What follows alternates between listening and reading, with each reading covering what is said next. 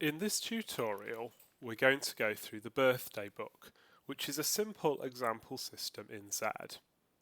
We'll go through the specification briefly, which is contained in the Z reference manual that I've got open here, and then we'll show how it can be implemented in Isabelle. So this system is a simple one. It's a system for recording people's birthdays and is able to issue a reminder when the day comes round. So we start by representing names and dates using two given sets called name and date. Right.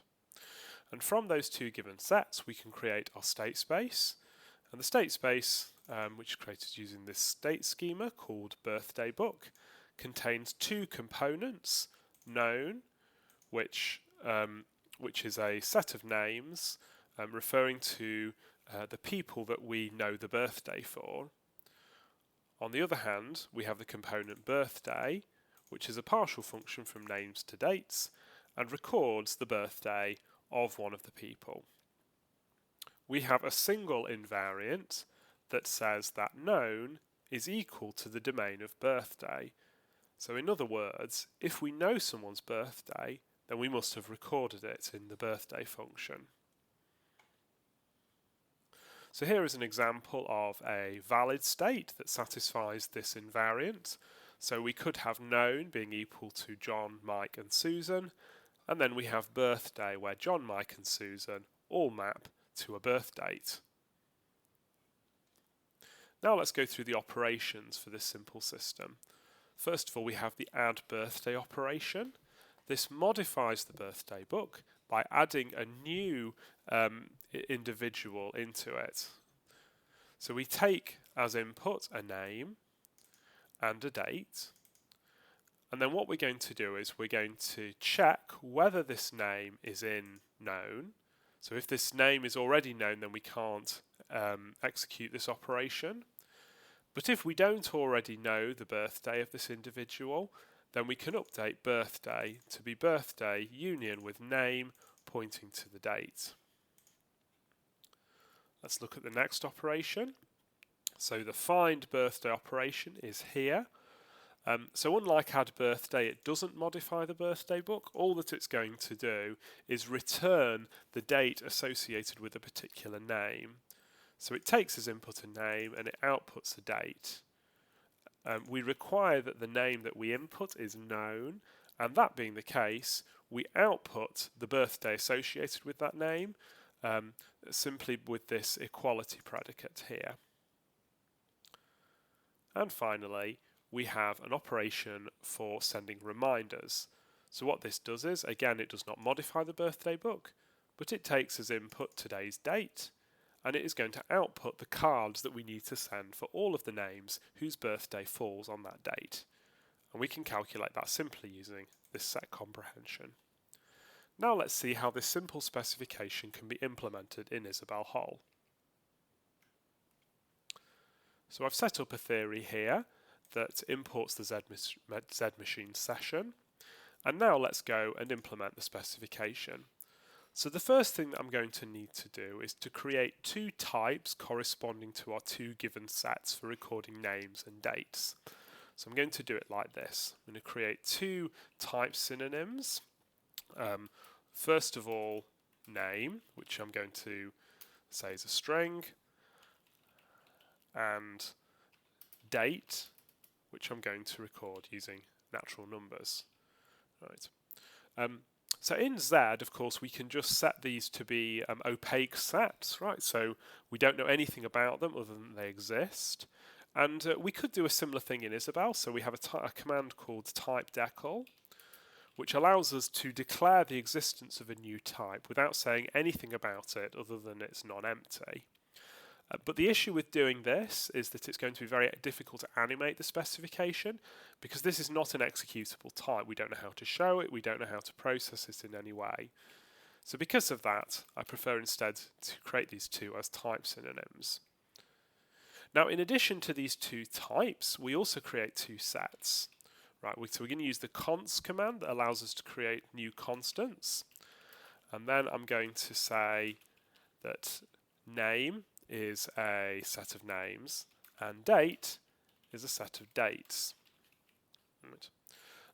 So these are different to the two types, and there are various different reasons why we would want to create these two sets, but the main reason that we're doing it is so that we can animate this specification. Right. In order for us to animate a specification, we need to be able to restrict the number of inputs that our operations can take, so that we can display all the possible events that are possible in the Z note from the Z machine. So because of that, we create these two sets. Now in Z, of course, these two sets exist and we can refer to them. And so that is also a reason why we may wish to make use of them. But on the whole, we use types as much as possible to play the role of sets when we implement a Z specification in Isabelle. Now let's go and create the state space. So we do this, of course, using the zstore command. And so we're going to say, so this is our state schema. So we say birthday book equals, and we've got our two state components. So known, which is going to be a set of names, and birthday, which is going to be a partial function from names to dates. Right. Now there are several different ways that I can write this partial function symbol. So the way that I just did it there was with the code, right? So you can use this auto completion facility and press tab, or alternatively we could open up the symbol table, look in the Z tab, and then you can find the partial function symbol here. Right, so you could just then click on that, and that would also work. Now in addition, we could choose, if we wanted to, rather than using this Isabelle way of referring to sets, we could use the Z way of doing it instead. So we could instead write this, but this is exactly equivalent. It's the same. Of course, we need to add our single invariant, and so let's do that. So we do this using the where subcommand. I'm going to say where, and then I'm going to create a name for this property, which is called known birthday. And then this is going to say that the known names is equal to the domain of the function birthday, exactly as we had. Right. So we can check whether a given state satisfies or does not satisfy the invariants like this. So first of all, I'm going to create a state. I'll just do that quickly. So this is how we can write down a state assignment, right? So you can see we've got known primed equals John, Mike, and Susan, and then birthday primed equals this enumerated partial function, right? And so what I can do then is, once I have such a state assignment, I can test whether this assignment satisfies the invariant. So we can do that using the proof obligation generator. So it can be done like this. So we can type in state 1 establishes birthday book inv. So whenever you create one of these Z stores and you add invariants, the invariants are always collected in a constant called the name of the state space followed by underscore inv. Right. And so what this is saying is that this state that we just created satisfies the invariants. It establishes the invariants. Right. And so we can use the proof obligation generator to check this. So we say apply zpog full. And then what we do is we get a single proof obligation, which is an equality between two sets, which can easily be discharged using auto. Let's try for a state where this isn't the case. So let's add to our set of known individuals a person called Fred. Right, we'll do that. Of course, I need to rename this to be state 2. And now let's do the same thing again. So we say state 2 establishes birthday book inv, zpog full, and now I'm going to get an equality between two sets that are not equal. Right. So if I try to do auto, of course it's going to be false. Right. And so that's just a simple way of checking how whether a state satisfies the invariants or not. So now what we'll do is we'll move on to the creation of our operations. So first of all, let's create the add birthday operation. So we do this using the Z operation command. So we say add birthday equals.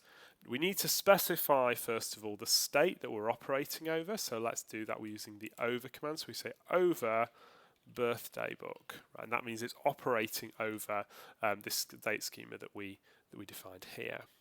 Okay, and we have two inputs. So inputs in Z machines are implemented using parameters. So I'm going to create two parameters. I'm going to create one called name in, which is in name, and a second one called date in, which is in date. Now let me just explain what I've just done. So this corresponds to name, what's called name question mark in the Z reference manual. We can't use a question mark here because that's not that's not valid for Isabelle strings. So we can't do that. So instead we postfix it with in. And similarly for date. Now you'll notice that for each of the parameters, we write that the parameter is in name or is in date. Now these are sets, right? These are not types.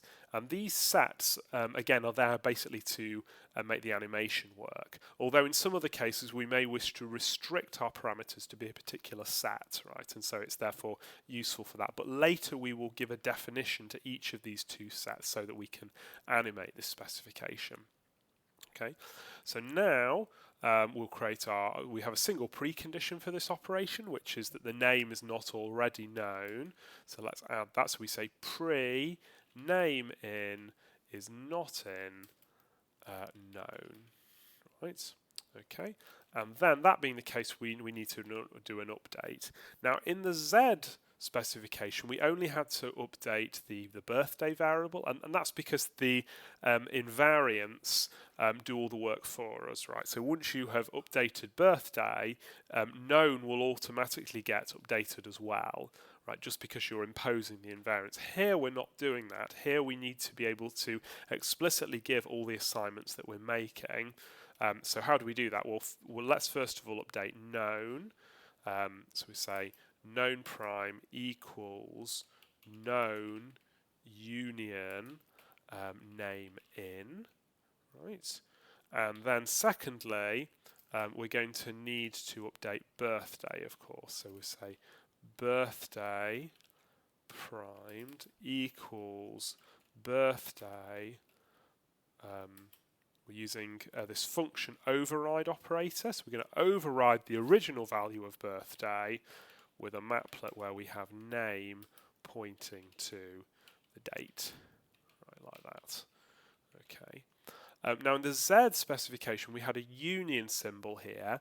We can't do that in Isabelle because this birthday component is drawn from the partial function type, and you cannot take the union of two partial functions because it may not produce another partial function.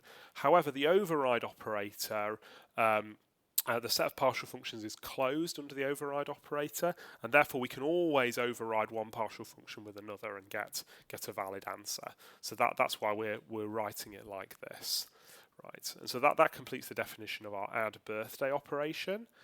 Now let's add find birthday. So find birthday, of course, is the operation that allows us to look up the birthday associated with a particular name. So again, this is over birthday book.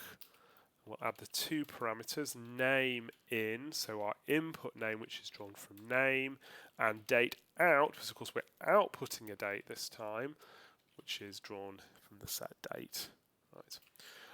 This operation doesn't change the state of the birthday book, and so all that we now need is two preconditions, right? So the first precondition is that name is in the known birthdays, and that being the case, we can set date to be the date associated with that name in our birthday component. Okay, and that's all we need to do. So we can omit the update, although we could alternatively just put an empty update, and that would have the same effect. So finally, let's add our remind operation. So that looks like this. So again, we say Z operation remind equals, well, we're over the birthday book state again.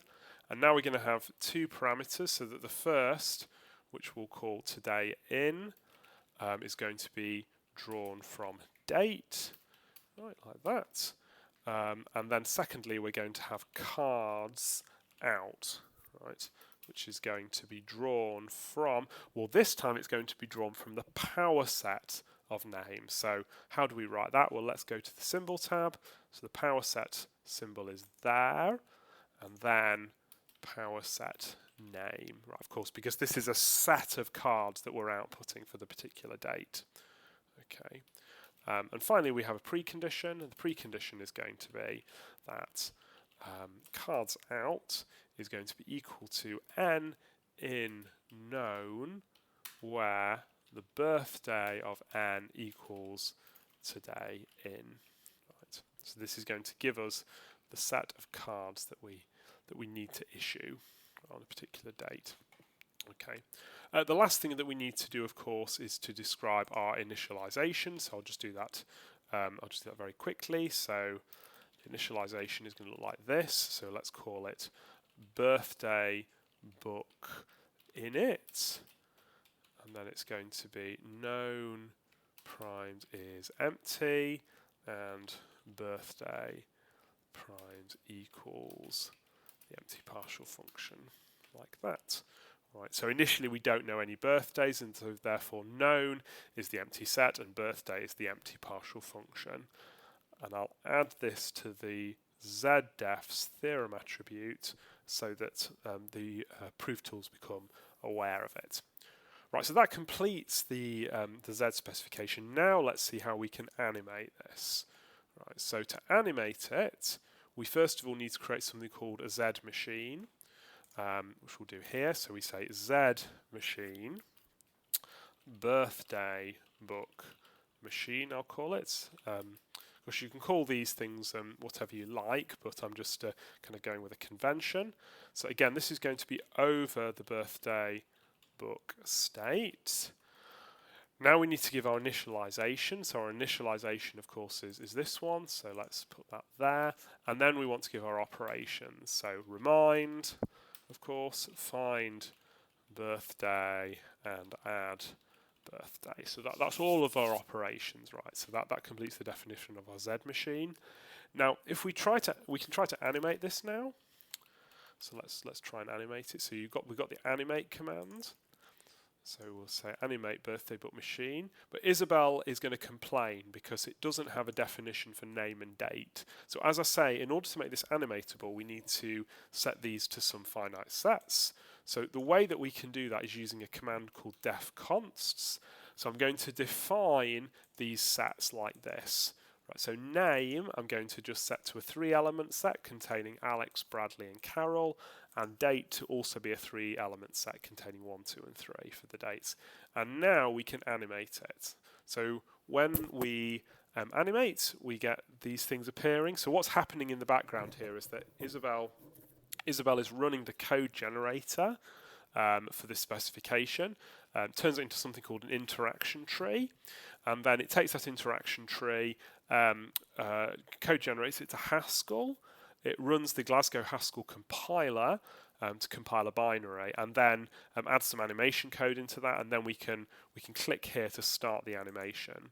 And so down here we'll get a very basic and somewhat crude animator, but essentially what this is telling me is the set of events that are enabled, or rather the set of operations that can be executed. Now you can see now why we need finite sets, because the way that the animator works is it enumerates all possible ways that my operations can be called, right? So add birthday can be executed with the input Alex and the birthday 1. It can also be run with Alex and birthday 2, Alex and birthday 3, and so on, right? For all the different possibilities, right? And similarly for the other operations, so we have the remind operations are enabled here as well. So date 1, well, that's got nothing there at the moment, right? There are no birthdays happening on that date. Remind 2, there are no birthdays there, and remind 3, there are no birthdays there either. Right, so how do I interact with this? Well, I can select one of the events.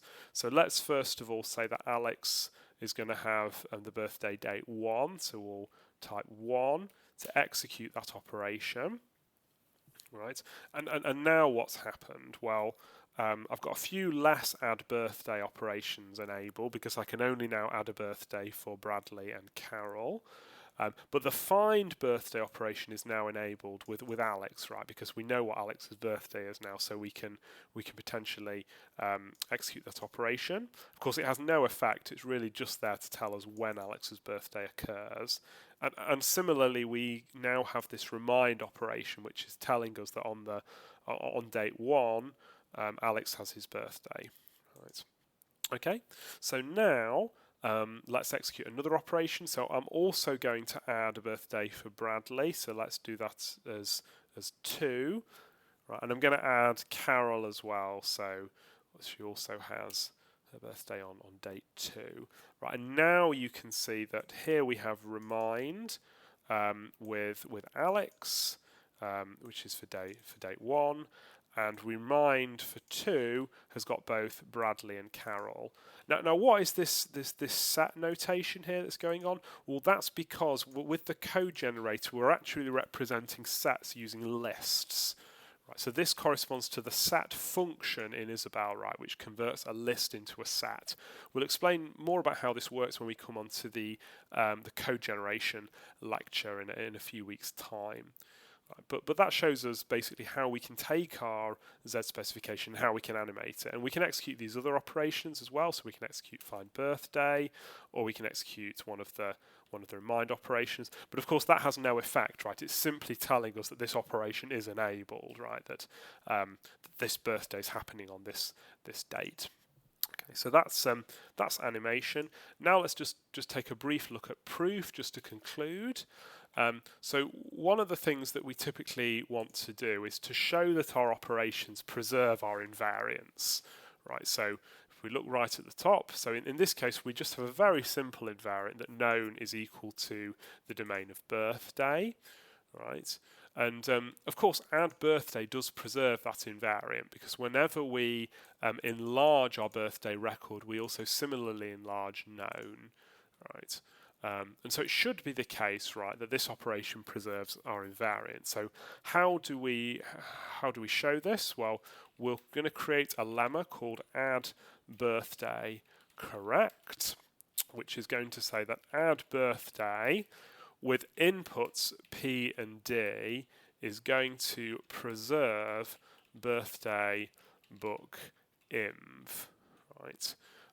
So this preserves the invariance of birthday book.